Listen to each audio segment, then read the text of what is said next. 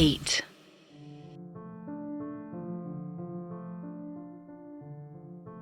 जैसे वेदा ये बोलकर हटे, सब कुछ शांत हो गया। वेदा खड़े हुए और उन्होंने घर का दरवाजा खोला। सब अंदर चिंतित थे, पर वेदा को सही सलामत देखकर उन्होंने चैन की सांस ली। वेदा के चेहरे पर कोई हाव भाव नहीं थे। वो आराम से बैठे और सोचने लगे। ऐसे ही शाम हो गई। उन्होंने आर्यन और राजन को बुलाया। कुछ सामान लाना है, ला दोगे? उन दोनों ने हाँ कहा, जिस पर वेदा कहते हैं, एक हनुमान जी की बड़ी फोटो, तांबे का सिक्का, फूल और तांबे का कलश, और सुनो, फल वगैरह भी ले आना। वो दोनों हैरान हो गए।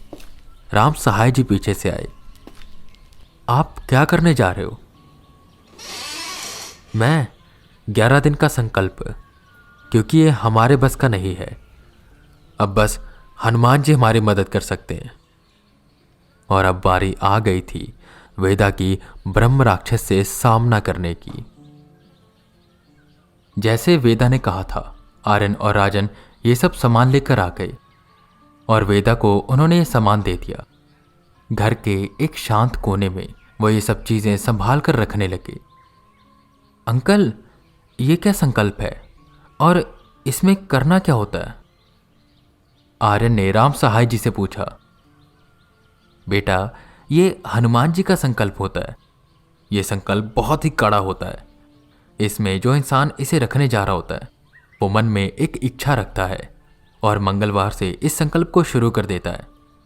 सुबह ब्रह्म मुहूर्त में उठकर स्नान कर वो एक लकड़ी के पीढ़े पर लाल कपड़ा बिछाकर उस पर हनुमान जी की फोटो रख, बगल में तांबे के लोटे में जल डालकर उसमें तांबे का सिक्का डालता है।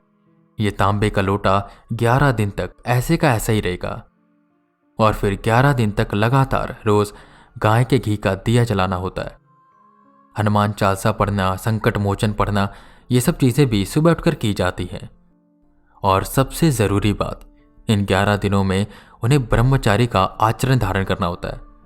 जैसे ही 11 दिन पूरे हो जाते हैं उनका ये संकल्प पूरा हो जाता है और यही वेदा रखने जा रहे हैं। ये सुन आर्यन और राजन सोच में पड़ गए कि ऐसी कौन सी इच्छा होगी जिसको पूरा करने के लिए वेदा ये संकल्प कर रहे हैं। अगला दिन मंगलवार का था, तो ब्रह्म मुहूर्त में उठकर वेदा ने स्नान किया और अपना संकल्प शुरू कर दिया। और इसी के साथ साथ वो रोज घर में हो रही हलचलों को भी देखते रहे। ब्रह्म राक्षस शांत हो चुका था क्योंकि घर में एक संतुलन आ गया था। सब लोग समय से नहा लेते थे और पूजा करते थे और कोई भी ऐसी गलती नहीं हो रही थी कि जिससे उसको गुस्सा आ जाए। ऐसे करते करते 11 दिन बीत गए। वेदा का संकल्प पूर्ण हो गया और अब वो इंतजार करने लगे कि कब उनकी इच्छा पूरी होगी। इसी बीच आर्यन और राजन उनसे बार बार पूछते कि ऐसी कौन सी इच्छा थी उनकी जो उन्होंने मांगी थी, पर वो बताते नहीं। वेदा अभी भी गांव में इस घर के इतिहास के बारे में पता लगाने की कोशिश कर रहे थे, पर उन्हें कहीं से भी कुछ मिल नहीं रहा था। ऐसे ही वो गांव में यहां वहां घूम रहे थे कि तभी उन्हें एक आवाज सुनाई दी। जय राम, जय जय वो इस आवाज का पीछा करते करते एक बहुत ही पुराने मंदिर के सामने पहुंचते हैं। वो मंदिर हनुमान जी का था। वहीं मंदिर में बैठे एक संत राम जी की आराधना कर रहे थे। एकदम मन लुभावना दृश्य। सामने राम जी की, जानकी जी की मूर्ति थी। चरणों में हनुमान जी बैठे हुए थे और आसपास बाकी भगवानों की मूर्तियां। वेदा उन संत जी के पास गई, जो वेदा के आते ही शांत हो गई। वो खड़े हुए और वेदा की ओर पलटे। सफेद धोती, केसरी कुर्ता, माथे पर टिक्का और चेहरे पर एक मीठी सी मुस्कान। उनके अंदर से एक अलग सी चमक आ रही थी, जो ना जाने क्यों वेदा को एक अपनेपन का एहसास दे रही थी। क्या हुआ पुत्र, बड़े चिंतित दिख रहे हो? उन संत जी ने पूछा। जिस पर वेदा उन्हें उस घर की सारी बात बताते हैं और ये भी बताते हैं कि वो उस घर के इतिहास के बारे में जानना चाहते हैं। पर कहीं से भी उन्हें कुछ पता नहीं चल रहा। ब्रह्म राक्षस को मुक्त कराने का कोई रास्ता भी नहीं मिल रहा। जिस पर संत जी मुस्कुराते हैं और कहते हैं, ठीक है, पहले आप भगवान जी की आराधना कर लीजिए, फिर मैं आपकी सहायता करता हूं। वेदा आगे की ओर बढ़े और उन्होंने पूजा की, वापस उस संत के पास आए और बैठ गए। देखो, हमारे जीवन में अगर कुछ भी होता है तो वो हमें पहले से और भी ज़्यादा बेहतर बनाने के लिए होता है। और हो सकता है कि इस ब्रह्म राक्षस से तुम्हारा सामना तुम्हें और ताकतवर बनाने के लिए हो, न केवल शारीरिक रूप से बल्कि मानसिक रूप से भी। वैसे मैं उस घर के बारे में सब कुछ जानता हूं। ये सुन वेदा हैरान हुए और उनसे उस घर का इतिहास पूछने लगे, जिस पर वो संत बोले, बहुत सालों पहले वहां पर एक विख्यात पंडित रामदास जी रहते थे। उन्हें वेदों का, पुराणों का और ग्रंथों का बहुत ज्ञान था और उन्हें इस ज्ञान का घमंड होने लगा। वो सबसे ज्यादा पैसे मांगने लगे और उन्होंने गरीबों के घर जाना छोड़ दिया। जबकि एक पंडित का प्रथम कर्म होता है कि वो तनिक भी भेदभाव न करे। उनमें लालच बढ़ता जा रहा था। उन्होंने पैसे जोड़े, ये हवेली बनवाई, अपना सुख उन्होंने पूरा देखा, पर कोई भी दान धर्म नहीं किया। और उनका जब आखिरी समय आया तो उन्हें एहसास हुआ कि उनसे गलती हो गई है, पर तब तक काफी देर हो गई थी और उनकी मृत्यु के बाद वो ब्रह्म राक्षस बन गए।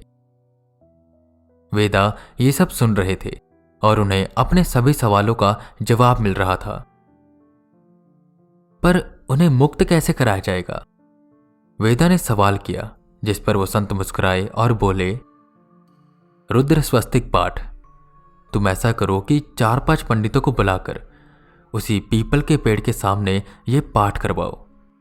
और हां, हनुमान जी की एक तस्वीर को उस पीपल के पेड़ के जड़ के पास रख देना, ताकि वो किसी को कुछ कहे ना। तुम सबसे आगे बैठना और अपनी आंखें बंद कर उस ब्रह्म राक्षस का ध्यान करना, क्योंकि वो तुम्हारे ऊपर से ही मुक्त होगा। आधी बात वेदा को समझ आ गई थी और आधी बात वो समझ नहीं पाए थे, पर जैसा उन संत जी ने कहा था, वेदा वो करने के लिए तैयार थे। वेदा जल्दी से घर पहुंचे। अब तक शाम हो गई थी। शाम होने की वजह से वो ये पाठ नहीं करवा सकते थे, पर उन्होंने उस गांव के पंडित और आसपास के कई गांवों के पंडित को बुला लिया था। अगले दिन की सुबह होते ही वो आ जाते। आर्यन और राजन के साथ मिलकर वो सब सामग्री ले आए। उन्होंने किसी को भी इस प्रक्रिया के बारे में कुछ नहीं बताया, बस इतना कहा कि कल पीपल के पेड़ के सामने रुद्र स्वास्तिक पाठ होगा। सब सामान की व्यवस्था करते करते रात हो गई। वेदा छत पर राजन और आर्यन के साथ सो रहे थे। वेदा को उनके पास्ट के कुछ डरावने सपने आने लगे। ये सपने आ रहे थे या ब्रह्म राक्षस दिखवा रहा था, ये समझ पाना काफी मुश्किल हो रहा था। पर सपने में वो अपनी बहन को एक बहुत ही बड़े और डरावने दानव के हाथों मरते हुए देख रहे थे। वो चिल्लाते हैं और सबको बुलाते हैं, पर उनकी बात पर कोई विश्वास नहीं करता।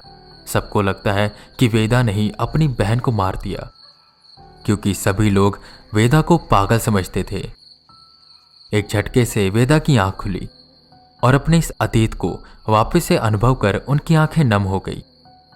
घर की छत से लगकर वो पीपल का पेड़ था, जिसकी ओर वो देखने लगे तो वही लाल गहरी आंखें उन्हें देख रही थी, पर आज वो काफी शांत लग रही थी। सुबह हो गई। सारे पंडित आ गए। वेदा और राम सहाय जी सभी तैयारियों में लगे हुए थे। आर्यन और राजन जो मशीनें उन्होंने लगाई थी उसे हटा रहे थे, क्योंकि इन मशीनों का यहाँ पर कोई भी फायदा नहीं था, क्योंकि यहाँ पर कोई भी नेगेटिव एनर्जी नहीं थी। तैयारी करते करते 10 बज गए। वेदा ने हनुमान जी का नाम लिया और उनकी तस्वीर को पीपल के जड़ के पास रख दिया। वेदा सबसे आगे बैठे हुए थे, उनके पीछे राम सहाय जी का परिवार और आसपास पंडित, जो पाठ शुरू कर देते हैं।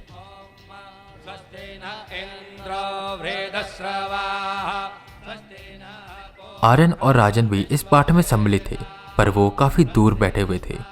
उन्हें काफी डर लग रहा था। पाठ की गति तेज होती जा रही थी। कोई भी हलचल नहीं हो रही थी कि अचानक से पत्ते हिलने लगे। वेदा को आभास होने लगा कि उनके ठीक सामने कोई है। उन्हें डर लग रहा था, क्योंकि ऐसी ताकत उन्होंने कभी भी अनुभव नहीं करी थी। वेदा ने धीरे से अपनी आंखें खोली। उन्होंने देखा कि उनके ठीक सामने ब्रह्म राक्षस बैठा हुआ था। उसका पूरा बदन लाल था। उसने धोती पहनी हुई थी और जनेऊ धारण किया हुआ था। उसकी आंखों से लगातार खून की एक धारा बह रही थी और उसके सर पर 2 बड़े बड़े डरावने सींग थे, जिसे देखकर वेदा भी डर गई। पर वो ब्रह्म राक्षस बस बैठा हुआ था और उन पंडितों के साथ साथ मंत्रों का उच्चारण कर रहा था। वेदा ने वापस से अपनी आंखें बंद कर ली। काफी देर तक ये पाठ चलता रहा कि तभी वेदा के ऊपर कुछ गिरा। उन्होंने देखा तो कहीं से एक खून की बूंद उनके ऊपर आकर गिरी थी। वेदा ऊपर की ओर देखते हैं तो पीपल की एक डाल पर वही ब्रह्म राक्षस बैठा हुआ था और वेदा को ही देख रहा था। उसकी आंखों से खून गिर रहा था, पर यह ऐसा लग रहा था कि यह खून नहीं, आंसू है। अभी वेदा कुछ समझ पाते कि वह ब्रह्म राक्षस एक सफेद रोशनी के गोले में बदल गया और सीधा वेदा की ओर बढ़ने लगा और वेदा के अंदर समा गया। वेदा को सब कुछ सुनना बंद हो गया और आसपास अंधेरा छाने लगा। तभी उन्हें एक आवाज सुनाई दी। वेदांत, मैं जानता था कि तुम ही मुझे मुक्त करवा सकते हो, इसलिए मैंने तुम्हें चुनौती दी थी। मैं तुम्हारी इस लगन से बहुत खुश हुआ और ये सब तुम्हारी शक्तियों को बढ़ाने के लिए किया गया था। जाते जाते मैं चाहता था कि मैं सारे राज तुम्हें बता दूं, पर अब मैं चाहता हूं कि ये राज तुम खुद पता करो और तुम कर लोगे, मुझे ये भरोसा है। जाते हुए बस मैं एक चीज तुम्हें बता सकता हूं कि तुम्हारे पास ये ताकतों का होना कोई संयोग नहीं है, बल्कि तुम्हें ये ताकतें किसी खास कार्य के लिए दी गई है। अपना ध्यान रखना। धन्यवाद मुझे मुक्त कराने के लिए। वेदा एकदम से बेहोश हो गए।